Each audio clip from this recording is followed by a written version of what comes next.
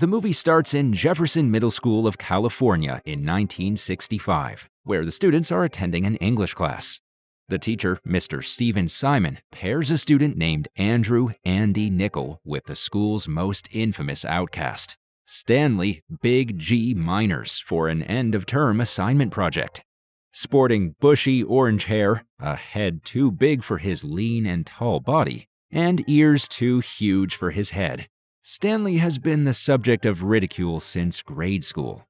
When Andy learns that he's been paired up with the social pariah, he tries to talk with his teacher, Mr. Simon. He believes that Stanley, who is the second topper of the school, doesn't make a good match with someone like himself. However, the teacher encourages Andy to coordinate with Stanley and complete the assignment within the deadline. During lunch hour, one of the school's bullies, Ricky Brown, squirts Stanley with a water pistol, making the latter look like he wet his pants. The rest of the kids make fun of the poor guy while Andy watches him helplessly from afar. Andy later steps into the geek corner, the place where nerds hang out and study. He mentions that he cannot go back once he has set foot in this corner. He then approaches Stanley and makes a plan to sit together for the project. The ginger boy is aware that the whole school is afraid of hanging out with him, fearing that they would also be targeted by the bullies. Therefore, he tells Andy that he will complete the assignment by himself and turn it in. But the latter insists they work together because Mr. Simon will probably find out if they try to trick him. The two boys then agree to work together on the project. Once back at home, Andy tells his mother about the project. He wonders why God made Stanley the way he is, due to which he has become the target of most bullies at school. Mom cleverly replies that perhaps God did not see any fault in Stanley. The fault lies in the people who treat him poorly. The following day, Andy sees his crush Mary Clear on the way to school. She is the girl of his dreams, but he's too scared to approach her. He also learns that Mr. Simon recently won a car in a newspaper contest. He was asked to find a solution to world peace using 25 words or less. Mr. Simon had used just 4 words to bag the car.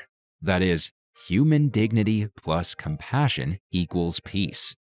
In the hallways, one of the bullies named Jason Friel bumps into Stanley's friend Karen. She is also one of the outcasts of the school. Jason freaks out and starts screaming, believing that she transmitted cooties, an imaginary disease, to him. Following this, he runs off to a friend asking for advice on getting rid of the disease. The latter recommends him to chant an incantation. From this the cooties came, with this the cooties shall remain. The only catch is that he has to say this in front of Karen herself. Heeding the advice, Jason immediately returns to the school's hallways and confronts Karen. He recites the incantation and whips the poor girl with his jacket. This causes her immense pain, and she shouts at the top of her lungs. However, no one comes to her aid.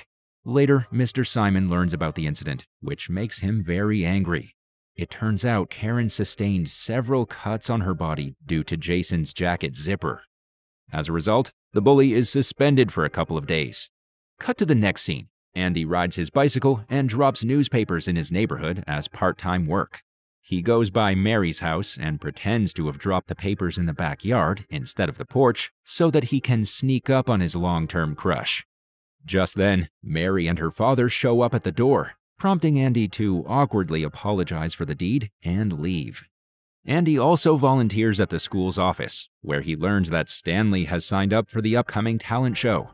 Apparently, he is singing a song in front of the whole school. When Morgan, Stanley's best friend, learns about this, he encourages Stanley to back out for the sake of his own good. That is, he could be the object of laughter once again. However, the big boy is willing to do what he desires because he knows very well that no matter what he does, the bullies will eventually come after him. Later, during lunch hour, Mary's best friend approaches Andy and surprisingly reveals that Mary likes him. Andy is obviously happy, but he's unsure why she likes him. As the project work goes on, Andy and Stanley form a close bond.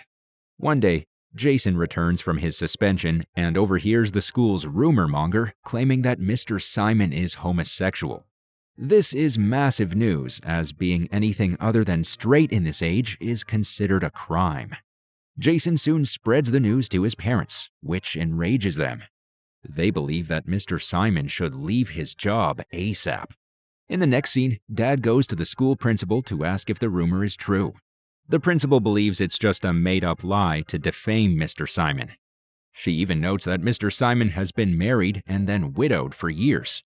In response, Jason's father mentions that homosexuals often get married to the opposite gender in order to cover their tracks. He also threatens to tell the whole community or the papers about the rumor, which he takes as a fact. Before leaving, he gives the school principal 48 hours to investigate and find out the truth.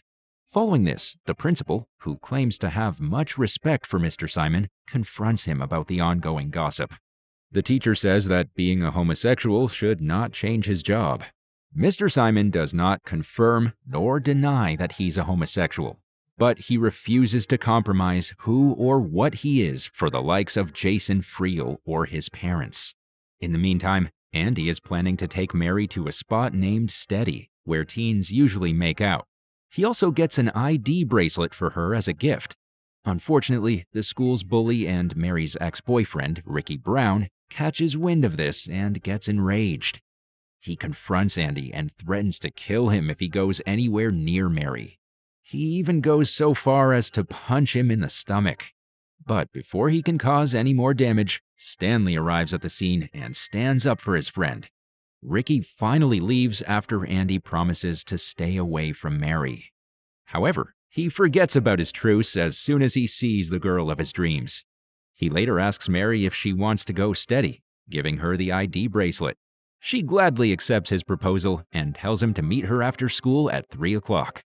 That afternoon, Andy fails to concentrate on his studies as he tries to remember all the great kissing scenes he has watched in movies. Next, he spends the whole 6th period PE class trying desperately not to sweat for Mary's sake. Finally, when it's time, Andy musters his courage and goes to meet her. Ricky also shows up and tries to beat him up, but Mary intervenes in the nick of time. She orders him to leave and even threatens to tell his parents about his bullying antics. Hearing this, the latter reluctantly backs down, but he warns Andy that they have unsettled affairs. Following the incident, Andy slowly moves towards Mary, hoping that he can kiss her. But unfortunately, she has to leave because her bus is waiting for her. They now plan to meet after the talent show tonight. The scene then cuts to the talent show where the kids are performing on stage. Andy approaches Stanley, who is sitting alone on the rooftop. He apologizes to him for not standing up for him when Ricky had squirted water on him that one time. The Big G promptly forgives him and asks whether his best friend Morgan showed up at the show. Andy mentions that he didn't see the guy today. This makes Stanley a bit upset, but regardless, he tries to muster the courage to perform today. At the show, Andy realizes that Morgan hasn't actually shown up. Therefore, he bikes over to his house to ask him to go. Norman initially refuses to attend because he doesn't want to see the bullies laugh at Stanley when he performs on the stage. However, when Andy persistently insists, he agrees. Finally, when it's time for Stanley to perform, Ricky has a tomato in his hand, which he plans to throw at him. Andy notices this and advises him against it, but the bully is resolute in his decision. With no options left, an enraged Andy kicks Ricky, causing him to scream in anguish. Mr. Simon watches this go down, but he surprisingly doesn't scold the culprit. He instead congratulates Andy for finally standing up to the bully. He then announces to the audience that Ricky has a case of bowel movements, so he needs to be rushed out. After all is set, Stanley begins to sing his original song. He tries to communicate the fact that one should not stop dreaming even under painful circumstances. He also declares that he is no longer intimidated by the bullies. As he concludes his song, the audience goes crazy and they give him a standing ovation. Soon after the show, Andy rushes out to meet his awaiting date. This time, he is more confident, having stood up against Ricky, the bully. He anxiously asks Mary if he can kiss her, to which she gladly accepts. But Andy, who has never made out with a girl before, only manages to kiss her on the cheeks.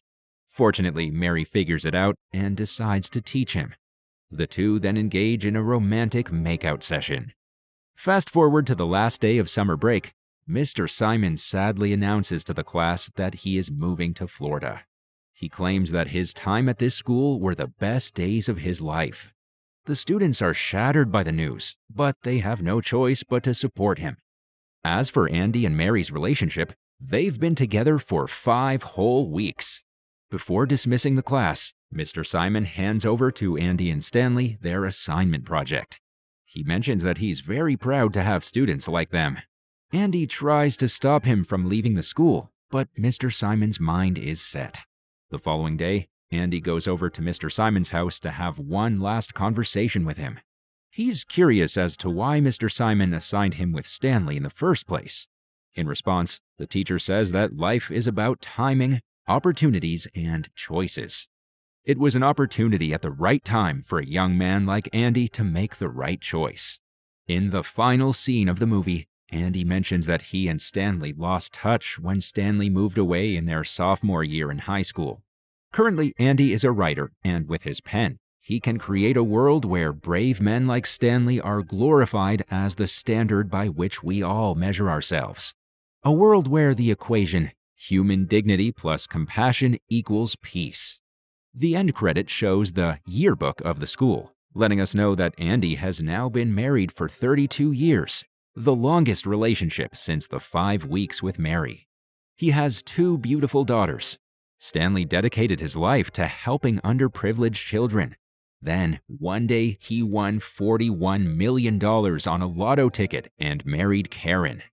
Meanwhile, Norman teaches physics at Harvard, and Mary teaches sex education in a suburb of Cleveland.